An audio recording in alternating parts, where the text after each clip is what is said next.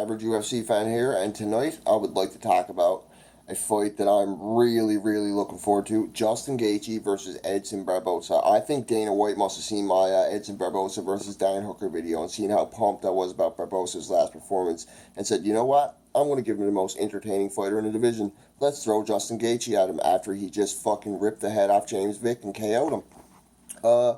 Amazing. So pumped for this fight. If you're a fight fan and you ain't pumped about Gaethje versus Barbosa, you're either not a fight fan or you're not a fan of the lightweight division. Totally understandable. Some guys only like the big fighters, which is sometimes just how it is. UFC started off with heavyweights, and that's just what some guys are into.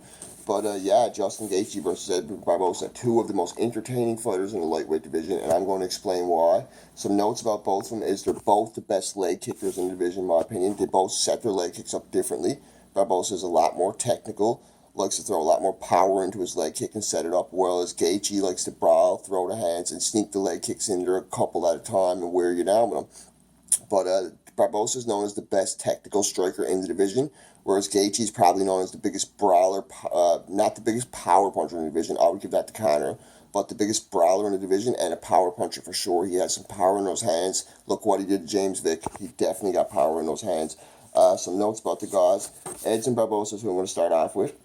His record is 26-0. He's 33 years old. He fights at ATT.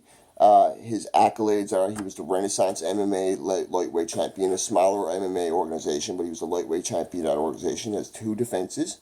He has the 2012 KO of the year, very famous KO over Terry Edom, spinning wheel kick where he absolutely knocked the head off Edom. Edom was never the same since, has never been the same since, and has never been a big name in the UFC since. He has 12 KOs, 6 fights of the nights. He's the best striker in the lightweight, technical lightweight for sure. His last 5 fights, he beat Dan Hooker.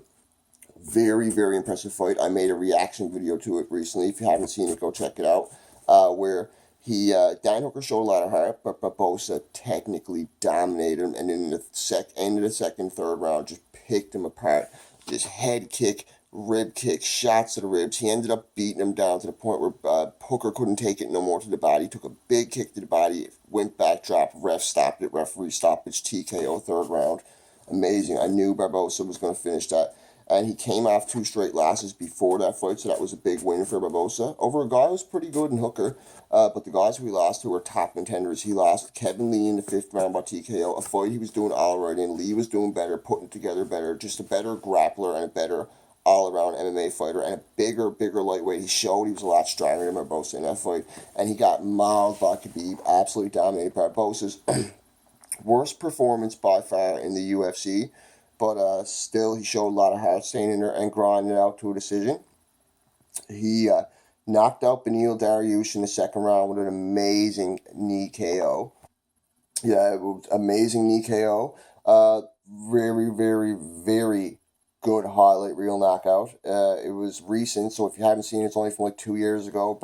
Dariush goes for the takedown. Fucking Barbosa cleaned his clap with the knee. Amazing knockout. And he went to a decision where he won over Gilbert Melendez. Melendez is a really good fighter too. At the time was coming off a couple losses. Didn't have the hype he had when he was coming into the Pettis fight and stuff. But he's still a really good fighter.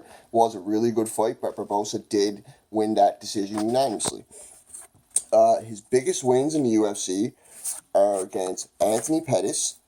He beat Anthony Pettis, former lightweight champion, against Gilbert Melendez, former Strikeforce champion. Ross Pearson, former Ultimate Fighting champion, very popular fighter.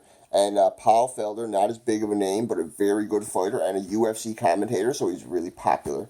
And his biggest losses, like I said, to Khabib and Kevin Lee. Those were bad losses for him, recent losses. He's also lost to Tony Ferguson, and he's lost to Cowboy Cerrone. Those are his biggest UFC losses, and only his losses. He only has one other loss in the UFC, if I'm not mistaken. And all 4 of those guys are top 5 lightweights, in my opinion. At least top 10. Cowboy might not be top 5 anymore, but he's at least top 10.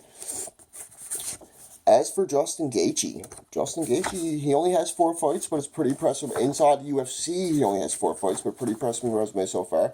19-2-0 overall record. 2 of his losses are inside the UFC, inside those 4 fights. but they were they were impressive fights. They weren't like bad, brutal losses. Poirier, maybe. He's 30 years old. He fights out of a lesser known camp, Genesis Fight Camp.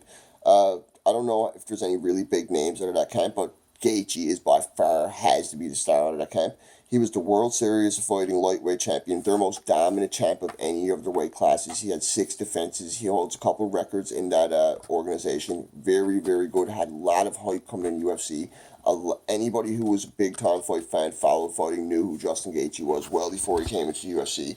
Not just because he was the WSOF champ, it's because of how entertaining of a champ he was and how crazy wild his fights are, and his knockouts are fucking sick. He also is a Division I All-American. Really, really good college wrestler. He wrestled out of high school. He has a lot of wrestling experience, but he doesn't use it very much in MMA. He's a guy that just wants to fucking throw down no matter what, no matter who he's fighting. Even if he's fighting Barbosa, I know he's going to throw down with Barbosa. He's going to say, I want to strike you, and he will. Gaethje's just a guy, he doesn't revert to his wrestling, even when he's losing, even when he was losing to Johnson Alvarez. He clinched a bit to get the knees off and stuff. Excuse me. But he really, really doesn't revert to his wrestling. Like, he doesn't show it much in his fights. It's all about the stand-up, beating you down with those hammers, and he has some really good power for a lightweight, and he has a chin. He has one of the best chins in the lightweight division. If you don't believe Justin Gaethje has a chin, watch the Eddie Alvarez fight. Amazing fight. 2017, he only has 4 fights in UFC. 2 of them got Fight of the Year and Comeback of the Year. 2017 Fight of the Year versus Alvarez. 2017 Comeback of the Year versus Johnson. That speaks volumes for how entertaining of a fight this is going to be, just on Gaethje's side, what Gaethje's going to bring, not including all the accolades I've already listed off for Barbosa and what he's done in the UFC. And their styles are so good.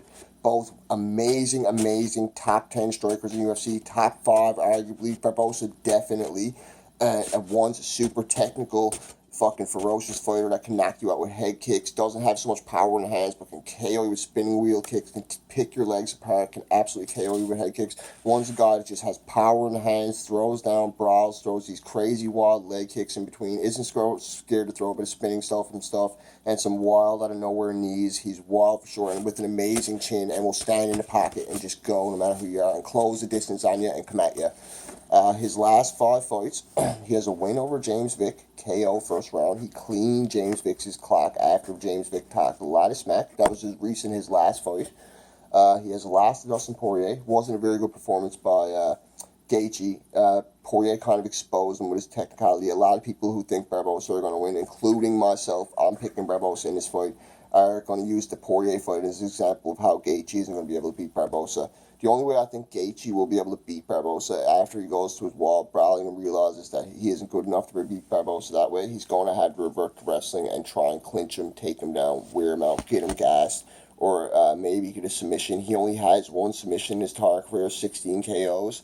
But yeah, I think he could maybe do it. If there's anybody that could do it that's a lower tier, not top 5 yet fighter, it's Gaethje.